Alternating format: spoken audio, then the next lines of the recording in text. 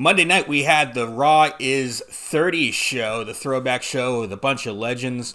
I watched it live. Tony, I know you watched it while you were, uh, doormanning at the bar, so you didn't get to necessarily see or get to listen to a lot of it, but you were watching it up on the screen. It's one of the first shows I've watched front to back live Raws in a long time. It still was a slog, but it was a decent show. It's the DX thing. It's starting to get a little old already.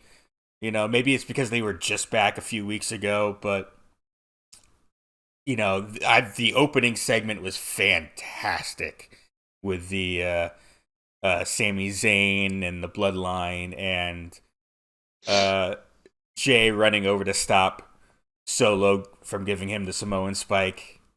And all of that was fantastic. The great tag match with the great ending, with Sami Zayn stepping in to help the Usos keep the titles, and the return of Brock Lesnar at the end to apparently help Austin Theory keep his U.S. title belt as he attacked Bobby Lashley, apparently setting up a WrestleMania feud. What do you think of Raw is 30? I thought it was great front to back. Except for, that cage match segment, because Roman Reigns gets to do whatever he wants, so the Bloodline segment goes long. You know exactly where I'm going with this. And again, there's a silver lining in everything. And now that more information's come out, I feel more comfortable talking about this. Obviously, my favorite segment was The Undertaker and Bray Wyatt. Undertaker was my favorite wrestler as a child. Bray Wyatt is my favorite wrestler now. And the moment they shared together, there was a lot of speculation about what was said.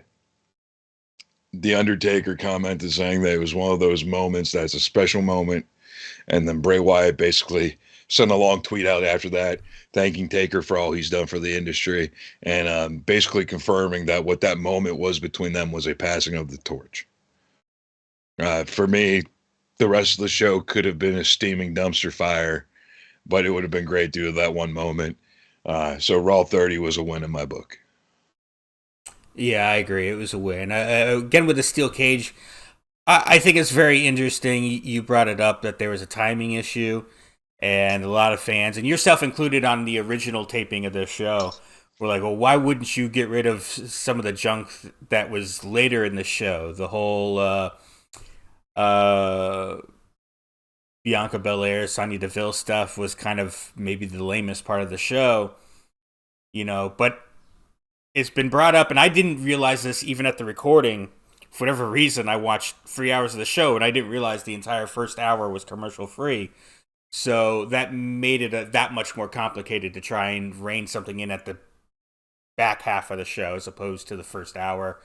And I think it was more of a logistical thing. This was an easy thing. Apparently they were going to have Bayley lose the match, and then they would come in and get their heat back by doing the beatdown. You just do the beatdown.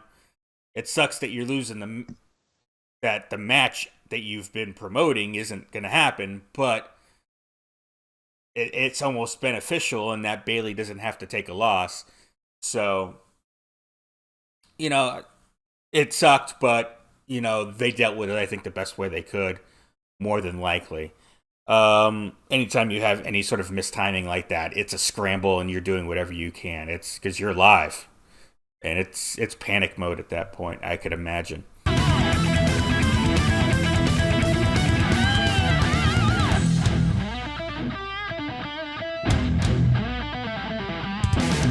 The preceding announcement has been paid for by Bomb Media Productions.